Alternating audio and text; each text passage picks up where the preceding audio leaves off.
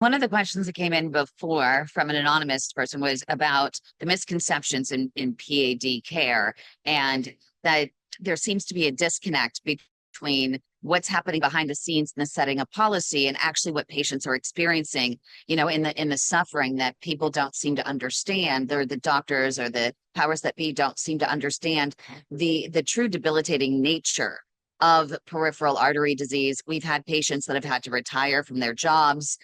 We have patients that are completely depressed now because of the pain, and they just can't handle pushing through it, and it's just torture.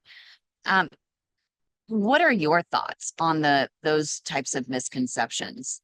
Yeah, it's really due to a gross lack of education, not only of the medical community, but of the public, the lay public. There was an article published in circulation back in 2004 where they went out and surveyed general public, just stood on a street corner or a shopping mall, wherever it was, and they asked people, what are the symptoms of PAD? And when I read it, it was astounding to what people even think of PAD is. They don't even, people, the lay public doesn't even know what PAD is. But when you turn on Monday Night Football in October and you see pink ribbons in the end zone, everybody knows that stands for breast cancer because of marketing and education. And so it's really just because of a gross lack of education, not only in the medical community, but like I said, in the lay community. People just don't even know what this disease is. Most people know what a heart attack is or a coronary artery disease. It's really the same disease process that occurs throughout your entire body. And so you get blocked arteries in your leg, in your brain, in your kidneys, in your gut, in your heart, in your arms, all over the place. And so it's not an isolated disease to just one part like your heart. So again, it's a lot of it's misconception because there's not enough education. And where do you think that we as kind of an industry are falling short? We've started several campaigns. We have a National Red Sock Day. We actually have a P.A.D. Awareness Day. There's the P.A.D. Awareness Month. It's interesting that everyone comes out for this P.A.D. Awareness Month. The P.A.D. Awareness Day, even though it is a national day that has been designated, hardly anyone does anything for it. We have a new campaign coming up on June 1st. It is the Light a Red Candle Day for P.A.D. awareness and walking as the best medicine to prevent and stall progression. Yeah. Only one company came in, and that was Reflow. And they said, this is a great campaign to spread awareness. We're all getting involved. We're buying 100 candles for all of our employees, and we're going to go out and cross social media. And it's interesting because I attended a vascular leaders conference recently, and the university doctors, there were two of them that came out and said, oh, there's not enough awareness campaigns out there. Well, here's an awareness campaign.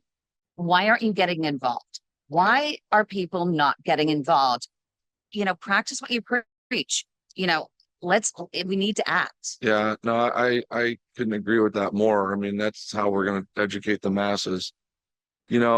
Richard Nixon said in the 1970s, we're going to cure cancer. And that was been a big push through cancer research. And so there's been a big effort, that nobody's ever come out and said, we're going to cure heart disease to the same Which is interesting. extent.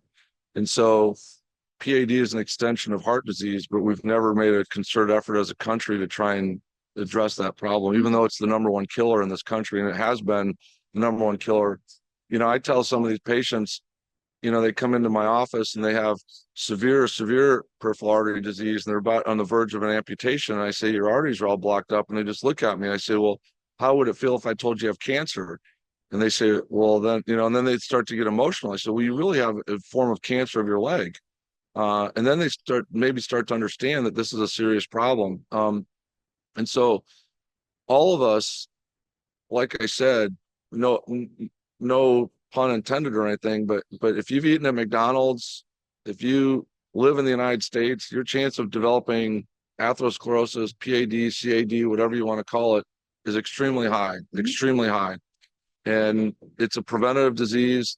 It starts in teenage years. We know that from kids that were killed in the Korean War and the Vietnam War, and they did autopsies on them when they're 20 years old. They have the beginnings of atherosclerosis then.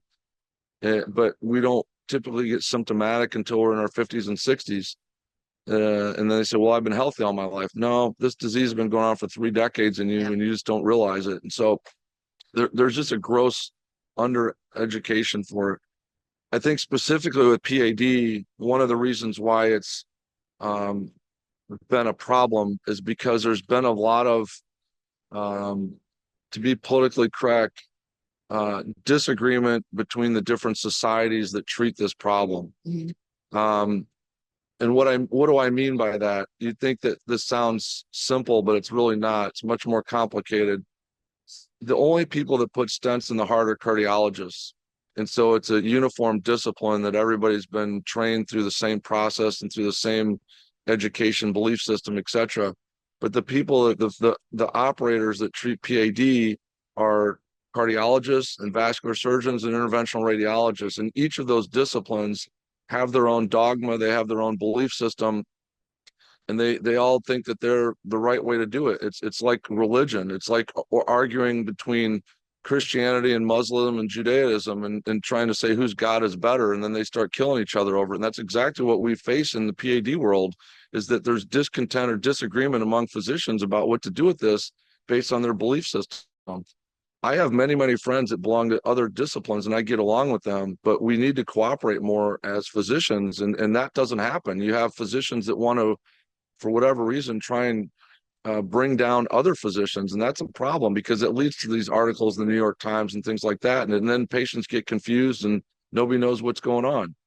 Yeah. And that's a really, really good point. And the patients have been coming to me and saying that their doctors have been bad mouthing other doctors and other practices. Yeah, it's terrible. And it's a disservice to the patient because different doctors, different approaches, different tools, different techniques, equal different outcomes, but it could all be good outcomes, but it really depends on the patient's presentation of disease and their preference for the treatment, their preference for the doctor. Yeah. I mean, it's like I said, it's a lifetime disease. We almost all of us have it to some extent. If you look at anybody over the age of 50 years old, and you did a CAT scan on their aorta, they probably got some plaque in there. There's probably nobody that is free of this problem.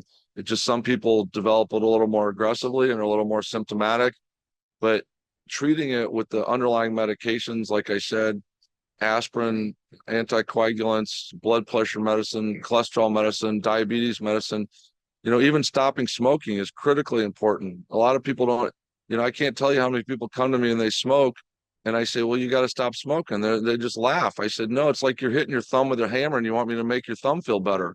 You have to be accountable. People that smoke cigarettes, within 60 seconds of smoking one cigarette, your body releases blood clotting proteins like fibrinogen, which in layman's terms basically makes your blood start to thicken like jello. That effect can last for 12 hours with one cigarette. And so when I put a stent in and we spend several $1,000s on that as a healthcare system, and you continue to smoke, it's a problem. And then you come back and your stent's all blocked up and you want me to fix it again. And so there has to be some accountability as well. So this is a complex cycle. It's a complex situation. It's just, I think we just need a lot more education through the medical community, of the people that are being trained, and of the public, so they understand what the process is.